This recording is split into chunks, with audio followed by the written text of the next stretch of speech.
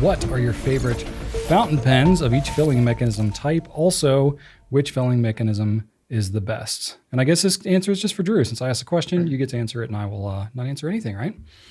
Because I don't... I'm trying to skirt out of answering them. Oh, no, you'll be fine. In myself. fact, you had your notes in here before. I did. Like, you know how sometimes I have mine in there and you're like, oh man, I think Drew influenced me a little bit. 100%. Like, I'm having to avoid saying the same things you already said. Oh, yeah? And I'm questioning myself, like, do I actually feel the same way, or am I only saying this because his notes are right there? Ooh. So I don't know. But Okay. so cartridge converter is my favorite type of filling mechanism. I don't need capacity. I like to change my inks out often. So a big capacity does not interest me. There's a novelty there for vacuum filling, I guess, but I don't really, that's not a factor for me. So cartridge converter, honestly, refilling cartridges are just fine for me as well if the converters give me a hard time. So cartridge converter, my favorite. My favorite cartridge converter pen is my favorite pen, the Pilot Custom 912. So I just picked my favorite pen and it happened to be a cartridge converter pen. So there you go. That makes sense. My favorite internal piston mechanism is the TWSBI 580. Like Brian already typed in, I'm giving it extra points for its disassembly. Disassembleability. Yikes. We can't speak today. Its ability to be disassembled. There you go. Its user serviceability. Yeah. I value that a lot. And I also, if I want a piston pen, I'd like to be able to see it ideally. I don't know, because I'm going to be a hypocrite because I don't need to see my vacuum pen apparently. But I do like the ability of the user service asset that TWSBI pens have. So that's going to be my favorite piston pen. Vacuum filling pen though. I will say that the VAC 700, I don't love that one because of the wide step. The grip is not super comfortable to me. And the Visconti Homo Sapiens has to take the crown on this one for me. That's a very solid pen. It is. And then also the Divina. I'm a big fan of the vacuum filling Divina. A lot of the Divinas have a captured converter in there. Yeah, I'm trying to think of the vacuum filling one. My Desert Springs Divina, the celluloid one, that has a... That might be the only one that is... I love it. It's got vacuum filling? Mm-hmm. You pull the thing out, you press it, vacuum, and then you kind of like can thunk the button to kind of make the button shallow.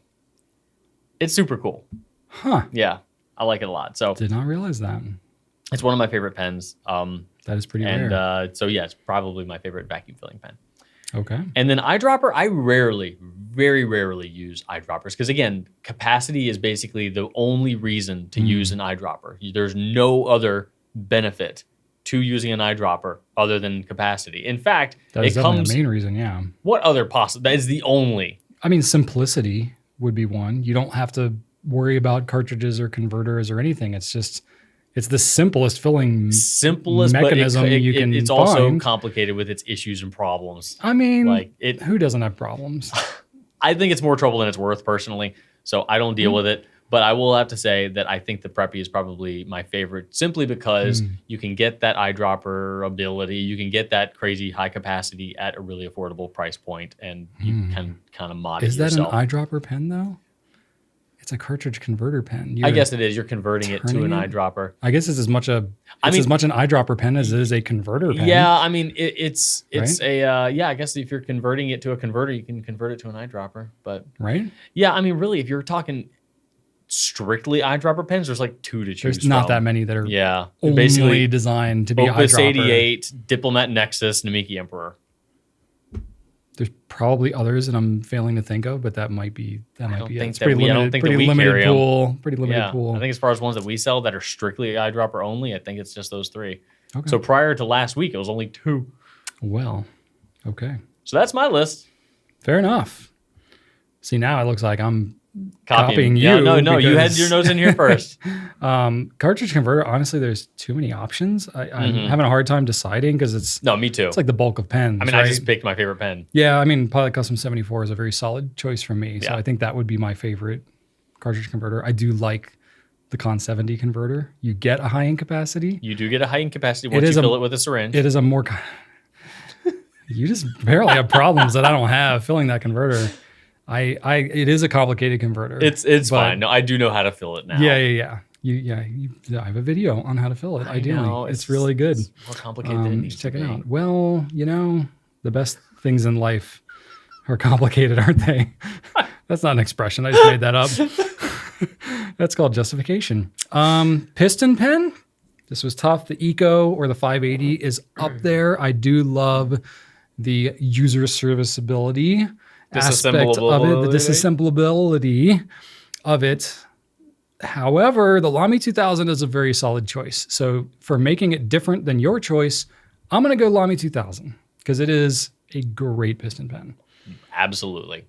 Vacuum pen, Pilot Custom 823 is a very solid choice. All around, I like that pen. I do like, I mean, you can disassemble that one, but I always feel like I'm flirting with danger when I do that because Pilot just really drives it home that they don't want people messing that pen. Yeah, and it's like working in customer care too. Like you see cracked 823s far too often. It happens from time to time. Yeah. It's not like it happens all the time. But don't get freaked out. No. Well, in that job, in that role, well, like, your job that stuff's going to gravitate. Your job towards is you. to deal with exactly. The problems, So you can't help but kind of like. It's just like being a nurse or something. If you see a lot of medical issues, like in your personal life, you're like, oh my God, this could be that, this could be that, this could be that. You know, one little mark on your skin, you're like, oh my God, I'm going to die.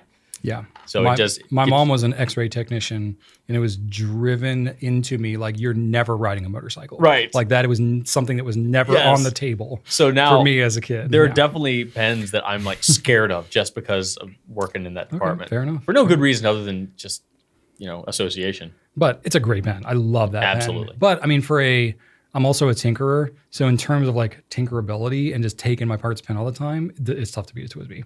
So that one's also very solid. But I think if I had to pick one, it's an all around like enjoyable, usable pen experience. The A23 is pretty tough to beat. Amazing on vacuum pens.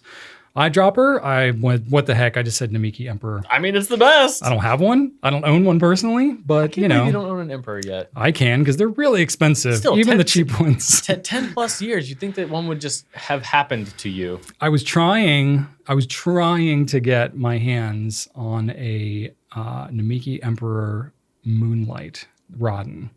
Okay, don't shoot for the stars or anything. I mean, if I'm going to get an Emperor, that would be the one. I mean, yeah, I guess. But like, they're impossible to find. Oh, absolutely. Impossible. And it would have been crazy expensive. Not even justifiable. Oh, yeah. But it didn't even, the offer didn't even That'd really be like the price of a car. Yeah, it was like a personal contact who I was trying to get it through, and it never panned out anyway. So I never had to get to the point where I was seriously talking with justifying the price of it. But anyway. I mean, if I'm dreaming, right? Like, let's go with that one. Dream big. That way, if I'm gonna have an eyedropper pen, let's make it a Namiki Emperor Moonlight. Why not? But yeah, there you go. Which felling mechanism is the best for me? It just all around, I would have to go cartridge converter like you. Like versatility. You have so many different options. Ease of use. You have so many different choices in terms of ways that you can fill it. And that kind of thing. They're generally easier to clean too. A lot like with TWSBI. Yes, you can take all those apart, but other piston pens, vacuum pens, user serviceability is not at the forefront of their designing principles. Even with a TWSBI, you still need like the wrench to get it off of there, and like with the VAC 7, with the 823, I love that pen, but it's so hard to get completely clean. Every time you pump that vacuum after you've done it, you get that spritz, and it has a color tinge to it. And if you're like me, it just drives you nuts. I need it all gone, and you could pull the nib and feed and get a syringe in there and just start blasting, but it's nice to be able to take it apart. Yeah, I hear you. Or just stick with cartridge converter. Yeah.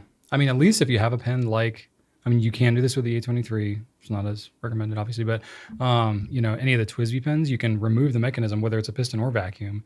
You can remove that off the back, and you can just flush the pen out just like you would a cartridge converter with a bulb syringe. A bulb syringe is a total game changer for cleaning any pen that can accept it. 100%. So that to me, like the cartridge converter, especially if you use a lot of different types of ink and you're changing it all the time, that is a total game changer. Before you buy a fountain pen, buy a bulb syringe and just be like, okay, what will this fit? That should be your second step one. So you're interested in buying a fountain pen. Step 1, buy a bulb syringe. Step 2, find a fountain pen that'll fit it. Yeah, or you might already have a bulb syringe if you've had a child. No, don't use that one. And you may not want to use the one that you suck boogers up in, but sterilize it and then use it, and you'll be fine. Oh, Or we sell them for like $6. Yeah, it's a very affordable object. Anyway, all right, there you go. All right, let us know what y'all think in the comments too. This is a good. That's a good question that any of us can answer.